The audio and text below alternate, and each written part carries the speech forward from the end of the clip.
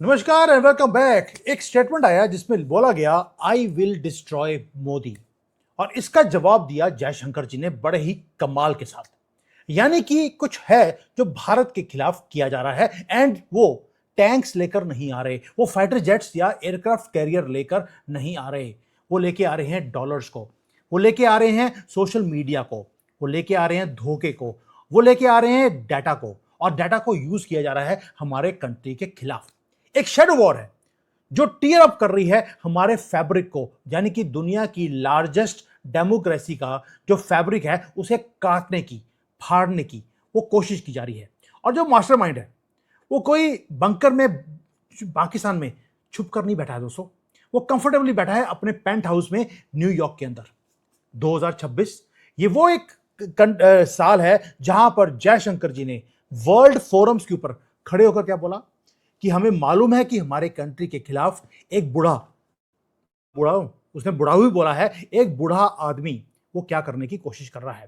भाई जयशंकर जी बोल रहे हैं कि दुनिया को लगता है कि भारत के अंदर जो पॉलिटिक्स है वो मैसी है, वो गंदी हो चुकी है। जो कंट्री के अंदर फ्रिक्शंस हैं वो हमारे कंट्री के फैब्रिक को वो तोड़ रहे हैं। जयशंकर जी और मैं दोनों ये चीज बोल रहे हैं, यू ऑल आर रॉन्ग। एक coordinated, well funded global tech down operation है भारत को नीचे लेके आने का। वेस्ट बंगाल वो हार गए लेकिन वो रुकने वाले नहीं हैं।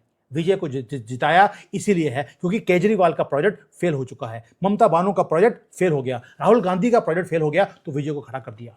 अल्टीमेट टारगेट क्या है? टारगेट है भारत जो सॉवरेनिटी के ऊपर भगड़े डालता है कि हम किसी की दादागिरी को सहन नहीं करते, इसको खत्म करना है। उसके लिए मोदी गवर्नमेंट को नीचे लेके आना इनका एक ही मकसद है। तभी बोला उन्होंने आई will destroy Modi in the next 6 months. अब दोस्तों थोड़ा सा रिवाइंड करते हैं कि स्मोकिंग गन क्या है। जो जो जयशंकर जी हैं वो गए ऑल आउट वॉर के लिए ग्लोबल स्टेज के ऊपर, बिल्कुल अनफिल्टर्ड। उन्होंने नाम लेकर डायरेक्टली फिंगर किया जॉर्ज सोरोस के ऊपर कि ये एक आदमी है जो फंड करता है क्योस को। ये सेल्फ प्रोक्लेम्ड गार्डियन है ओपन सोसाइटी का, डेमोक्रेसीज का और ग्लोबलाइजेशन का। जयशंकर जी ने कोई भी वर्ड्स को मिस नहीं किया और साथ में बोल दिया उन्होंने, ना ही उन्होंने कोई डिप्लोमेटिक लैंग्वेज को यूज किया। सीधा बोला सोरोज एक बूढ़ा, he is a old, rich, opinionated and dangerous guy. आज तक किसी ने पूरे दुनिया में ये वर्ड सोरोस के लिए यूज नहीं किए थे। और आपने देखा होगा जैसे ही सोरोस के बारे में जयशंकर ने ये बोला, जो रशिया है उन्होंने डिक्लेयर कर दिया सोरोस एक टेररिस्ट है, और चाइना ने भी इसको बैन कर दिया बोलकर कि ग्लोबल टेररिस्ट पूरे दुनिया में कोई है तो वो सोरोस है। ऐसा क्या चक्कर है कि भारत की भाषा आजकल चाइना बोलने लग गया? उसका रीजन है क्योंकि ये गेम बहुत डेंजरस है। जॉर्ज सोरोस आराम से पीछे बैठकर कोई ओपिनियंस को ट्वीट नहीं करता जैसे हमारी गवर्नमेंट या जो डेमोक्रेटिक कंट्रीज के अंदर होता है। नो, वो अपने वेल्थ को एक वेपन की तरह वो यूज करता है। वो इन्वेस्ट करता है बिलियंस को एक नैरेटिव को फ्रेम अप करने के लिए, इन्फ्लुएंस को बाई करता है। मैं इन्फ्लुएंस को बाई करने की बात क्यों कर रहा हूं कि आप देखिए भारत के अंदर वो किस किस को सपोर्ट करता है। राहुल गांधी, कंजरवाल, ममता बनर्जी, कॉकरोच जनता पार्टी, अब थालापति विजय, ये आ गए हैं, प्लस मीडिया हाउसेस भारत के अंदर जो मोदी जी के खिलाफ या गवर्नमेंट के खिलाफ या सनातन के खिलाफ हर रोज आर्टिकल छापते हैं। दोस्तों ये तो वो लोग हैं जिनके बारे में हमें मालूम है। अभी हजारों लाखों लोग और हैं जो हिडन हैं, जो ऑर्गेनाइजेशंस हैं, एनजीओज हैं, जिनके बारे में हमें अभी पता ही नहीं है। वो फंड करता है शैडो ऑर्गेनाइजेशंस को जिनका एक ही पर्पस है, क्या कि जो हमारे कंट्री के 100, 125 करोड़ जो लोग हैं भारत के, वो किस तरह से सोचेंगे, किस तरह से अपने कंट्री को रन करेंगे, वो सोरोस डिसाइड करेगा।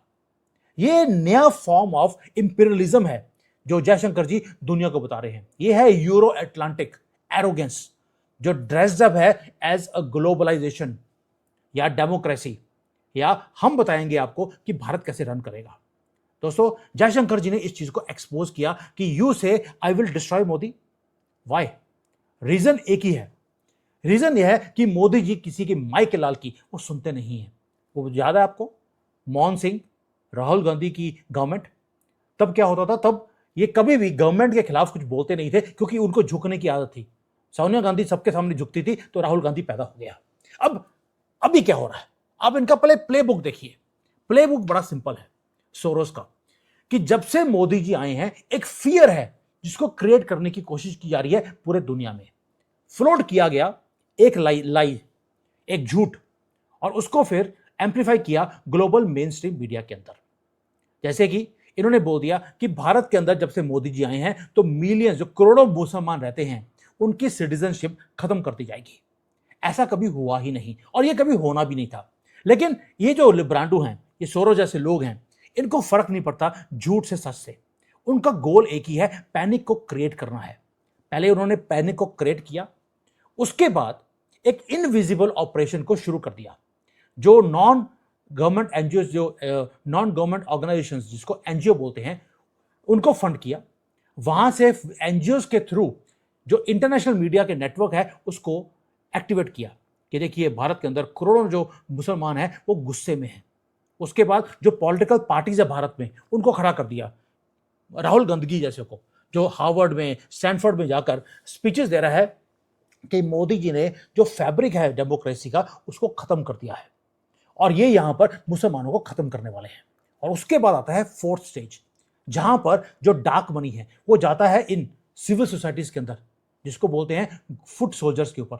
और उसके बाद उन फुट सोल्जर्स से दंगे करवाए जाते हैं ग्रास रूट लेवल पर। जब दंगे होते हैं उसके बाद आता है केओस।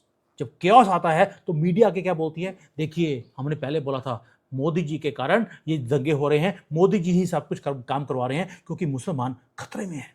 आपने देखा आजकल राहुल गांधी हो, अपोजिशन हो, फटी हुई शेरवानी हो, द प्रिंट हो, तो ये सारे मीडिया वाले, सारे पॉलिटिशियंस एक ही काम कर रहे हैं कि भारत के अंदर इंस्टीट्यूशंस खतरे में है, डेमोक्रेसी खतरे में है, मुसलमान की जान खतरे में है, डरा हुआ है। तभी वो आजकल जो लड़के हैं उनके गर्दन काट रहे हैं बकरीद के ऊपर, डर डर में ये काम हो रहा है। ये मैन्युफैक्चर किया जाता है इन सारी चीजों को। और अब देखिए शेयर अनअडल्टरेटेड हिपोक्रेसी को जो कंट्री के अंदर हो रही है, क्या कि हमारी गवर्नमेंट को सिलेक्ट किसने किया? सिलेक्ट किया यहां के वोटर ने। लेकिन ये वो वोटर है जिन्होंने मोदी को सिलेक्ट किया जो सोरोस को भाता नहीं है। क्यों? क्योंकि मोदी जी सोरोस के हिसाब से काम नहीं करते। और अगर सोरोस का सिलेक्टेड राहुल गांधी प्रधानमंत्री बनता है तो डेमोक्रेसी बच जाती है। जब कंजरवाल दिल्ली को जीतता है तो डेमोक्रेसी बड़ी फल फूल रही है।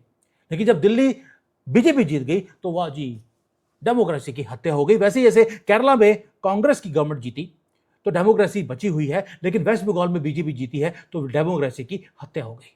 यानी कि भारत के अंदर कौन सी गवर्नमेंट बनेगी ये सोरोस डिसाइड करेगा और उसको एम्पलीफाई करेगा हमारा ऑपोजिशन और हमारा मीडिया।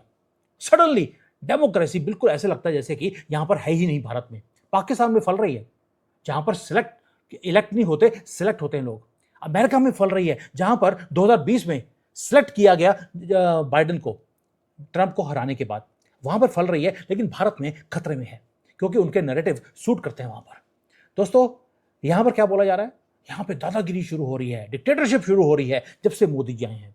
और यहां पर सडनली डेमोक्रेसी तो खतरे में है ही है, सारी इंस्टीट्यूशंस जो हैं वहां पर रिफॉर्म्स की जरूरत है क्योंकि सारे इंस्टीट्यूशंस को ऑलरेडी खतरे में डाल दिया मोदी जी ने। एक लाउड विस्पर्स हैं रिजीम चेंज के जो भारत के अंदर किए जा रहे हैं। क्या, कहां पर? अब लंदन में चली जाइए, न्यूयॉर्क चली जाइए, वॉशिंगटन चली जाइए, जहां पर भी वेस्टर्न कंट्रीज हैं वहां पर बोला जा रहा है कि भारत के अंदर अगर डेमोक्रेसी को बचाना है इस गवर्नमेंट को गिरवाना पड़ेगा, राहुल गांधी को लेकर आना पड़ेगा। और जयशंकर जी वो खड़े वर्ल्ड स्टेज के ऊपर एंड ही नेल्ड इट। क्या बोला उन्होंने एक ही बात बोला कि हमारी जो गवर्नमेंट है उसको चेंज करने की आप कोशिश कर रहे हैं under the name of globalisation and democracy. ये एक हाईली सोफिस्टिकेटेड इन्फ्लुएंस ऑपरेशन है जिसको आप ह्यूमन राइट्स का नाम देकर आप यहां पर इंप्लीमेंट करने की कोशिश कर रहे हैं। और एक वार्निंग है जो जयशंकर जी ने दी दुनिया को, we know what you are doing and we also know what we can do to stop you. आप देखिए दोस्तों, जो जयशंकर जी ने किया वो जबरदस्त था क्योंकि सोरोस ओपनली बोल रहा है आई विल डिस्ट्रॉय मोदी। इसको काउंटर करना जरूरी है। अगर आप पैरेलली देखेंगे जो हेडलाइंस है अक्रॉस इंडिया, वो क्या है, अब यूनियन गवर्नमेंट के हर मूव को क्वेश्चन किया जा रहा है। हर चीज को जो गवर्नमेंट पास करती है उसको ये पहले मीडिया में आके बकवास करते हैं, उसके बाद सुप्रीम कोर्ट में जाकर उसकी वैलिडेशन करवाने की कोशिश करते हैं कि देखिए जो हम कह रहे हैं वो सही है, मोदी जी हर काम गलत कर रहे हैं। आज गवर्नमेंट ने क्या किया? They have taken the fight back to the opposition. हर ऑपोजिशन लीडर का अब लिंक्स निकाले जा रहे हैं कि जॉर्ज फाउंडेशन की जो जो जॉर्ज सोरोस की फाउंडेशन है उसके साथ लिंक्स किस किस के हैं, कहां कहां से किसको पैसे मिले हैं, इन सारी चीजों को बाहर निकाला जा रहा है। और जो टॉप मिनिस्टर्स हैं एक्टिवली अब डिमांड कर रहे हैं आंसर्स को कि यार तुम्हारा जो ये फॉरेन मनी है तुम्हारे पास आया है सोरोस से, ये किसके लिए आया है? महुआ मूत्रा याद है आपको, जिसने क्वेश्चंस पूछे थे अदानी के लेकर पार्लियामेंट के अंदर, वो पैसे मिले थे सोरोस से। और जो डोमेस्टिक पॉलिटिशियंस हैं ये सारे एक्टर्स की तरह काम कर रहे हैं सोरोस के लिए, सिर्फ इसलिए कि इनको पैसे मिलते हैं। दोस्तों, ये कोई फ्रिंज इंटरनेट की कॉन्स्पिरेसी थ्योरी नहीं है, ये ट्रुथ बाहर निकल चुका है। मनी ट्रेल वो सामने दिख रहा है, वो बताता है स्क्रीम कर कर कर हार्श डे लाइट में कि हमारे पॉलिटिशियंस किस तरह से काम कर रहे हैं ओपनली। अब तो ऑपोजिशन लीडर्स ने इतनी बदतमीजी पे आ गए हैं, वो सार्केस्टिक रिमार्क्स दे रहे हैं आजकल कि ये मैं भी सोरोस का एजेंट हूं, पकड़ लो मुझे, जेल कर दो मुझे, ताकि डोमेस्टिक कंट्रोवर्सी खड़ी की जाए और जो उन्होंने पैसे लिए हैं उस चीज को दबाया जाए। अब आप देखिए हो क्या रहा है, एक तरफ तो पॉलिटिशियंस को पकड़ा जा रहा है, तो इन्होंने भी जो वॉर है वो भारत में तेज कर दिया। कभी स्टूडेंट एग्जाम का डिस्प्यूट खड़ा हो गया, कभी एग्रीकल्चर पॉलिसीज के अगेंस्ट खड़े हो जाते हैं, कभी ये रीजनल लैंग्वेज के ऊपर डिवाइड करने की कोशिश करते हैं कि साउथ इंडिया में हम हिंदी को एक्सेप्ट नहीं करेंगे, कभी बोलेंगे वेस्ट के अंदर कि जी बिहारियों को बाहर निकाल दो। ये जानबूझकर ये काम ये किए जा रहे हैं। हर स्मॉल माइनर जो फॉल्ट लाइन है किसी भी सोसाइटी में होती है उसको ये स्टीरॉइड्स देते हैं फॉरेन फंड से के थ्रू इंजेक्ट किया जाता है वहां पर क्योस, और उसको एम्पलीफाई करता है हमारा मीडिया। और जब वो मीडिया में एम्पलीफाई होता है तो फिर पॉलिटिशियंस आते हैं बोलने के लिए। मोदी जी जब से आए हैं तब से देश के अंदर रहना इम्पॉसिबल हो गया है। आज तो जो दल्ले हैं सबसे बड़े भारत के, कौन? कपिल सिब्बल जैसे, वो बोलते हैं कि आई am ashamed I am living in India. Pakistan चले जाओ भाई, नहीं तो सीरिया चले जाओ, आपको अफगानिस्तान भेज दें जहां पे आपको बड़ी खुशी मिलेगी कि वहां पर आप सारे मुसलमान जो हैं उनके केसेस को आप लड़ सकते हो, वहां पर पैसे बड़े मिलेंगे। इन दलों का ये हालत है। भारत में रहने के बाद यहाँ पे अरबों रुपए गंदे घटिया लोगों का केस लड़ने के बाद उसके बाद बोलते हैं I am ashamed to be living in India, और I am ashamed that you are a भारतीय लिविंग इन इंडिया। ये हमारी स्टेटमेंट होनी चाहिए कपिल सिब्बल जैसे दलों के लिए। एनीवेज, मैं थोड़ा सा इधर उधर चला गया। अब दोस्तों, एक तो फॉल्ट लाइंस हैं जिसको ये पकड़कर फॉरेन फंडिंग के थ्रू उसको ये एम्पलीफाई करते हैं। उसके बाद जो मास आउटरीच है इंडस्ट्रियल स्केल के ऊपर उसको क्रिएट करने की कोशिश की जा रही है। यहां पे आती है कॉकरोच जनता पार्टी। आपको याद है कितने लोग उसको 5 दिन में जुड़ गए थे उसके साथ। उसके बाद क्योस क्रिएट करने की कोशिश करी थी। हर स्टेट में उन्होंने अपने अपने सेल बना लिए थे कि सड़कों पे निकलो, मोदी जी गवर्नमेंट को गिरवाना है, जेन जी को बोल दिया। और ये सब कुछ ट्राई किया जा रहा है एक ही चीज के लिए कि भारत की गवर्नमेंट को पैरालाइज करना है अंदर से, और दुनिया में दिखाया जाएगा मोदी के कारण ये सारे काम हो रहे हैं, क्योंकि मुसलमान डरा हुआ था, इंस्टीट्यूशंस खतरे में थी, डेमोक्रेसी खतरे में थी, इसलिए इनकी गवर्नमेंट को गिरवाना पड़ा। जैसे कि शेख हसीना की गवर्नमेंट को गिरवाया था, नेपाल की गवर्नमेंट को गिरवाया, पाकिस्तान की, श्रीलंका की। ये सारे काम इसलिए किए थे क्योंकि नेशनलिस्ट लोग वहां बैठे थे जो सोरोस की बात नहीं सुनते थे। अब इसका मतलब क्या है फ्यूचर के लिए? क्या ये ऐसे खत्म हो जाएगा? अब आगे होगा क्या? उसके लिए आपको तैयार रहना पड़ेगा, because you have to brace yourself. ये अटैक्स खत्म नहीं होने वाले दोस्तों, ये और विशियस बनने वाले हैं, ये और बड़े होंगे। जनता कांग्रेस जनता पार्टी बनी, उसके बाद आप देखिए विजय खड़ा हो गया, केरला में ऑलरेडी आग लगी पड़ी है और ये रुकने वाले नहीं है। कभी मणिपुर में आग लगाएंगे, अभी ये पंजाब में जाएंगे। अब देखना पंजाब के अंदर इनकी एक्टिविटीज तेज हो जाएंगी खालिस्तान मूवमेंट के नाम पर। हर फॉल्ट लाइन को ये यूज किया जा रहा है। और जो रीजन क्या है? रीजन एक ही है, जो यूरो अटलांटिक एलिट्स हैं वो टेरिफाइड है। वर्ल्ड रीबैलेंस होने की कोशिश कर रहा है, भारत राइज कर रहा है। मोदी जी ने 10 साल में एक ही काम किया, भारत को इंडिपेंडेंट रखा इनसे और राइज करवाना शुरू कर दिया। और फियर्सली हम अपनी टर्म्स पे काम कर रहे हैं, अपनी लैंग्वेज यूज कर रहे हैं। तेल खरीदना था रशिया से, खरीदा हमने। दुनिया ने हमें बोला कि हिस्ट्री में जब आपको जज किया जाएगा you will be on the wrong side of the history. हमने बोल दिया हिस्ट्री हम लिखते हैं, तुम कौन होते हो हिस्ट्री लिखने वाले? तुम्हारी तो खुद की ज्योग्राफी खत्म होने वाली है, यूरोप की और अमेरिका की। यानी कि हमने अपनी अलायंसेस खुद बनाई अपनी टर्म्स के ऊपर। और ये चीज जो ग्लोबल ऑर्डर के अंदर जो सोरोस ऐसे लोग हैं वो डाइजेस्ट नहीं कर सकते।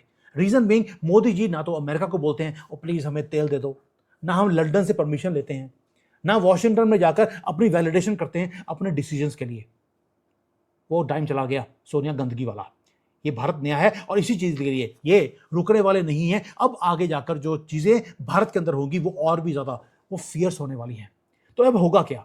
एक massive unprecedented surge of narrative warfare आपको भारत में दिखाई देगा। ये जो डीप पॉकेट की फाउंडेशंस हैं ये फ्लड करेंगी मनी को, डार्क मनी को, लोकल अनरेस्ट क्रिएट करने के लिए।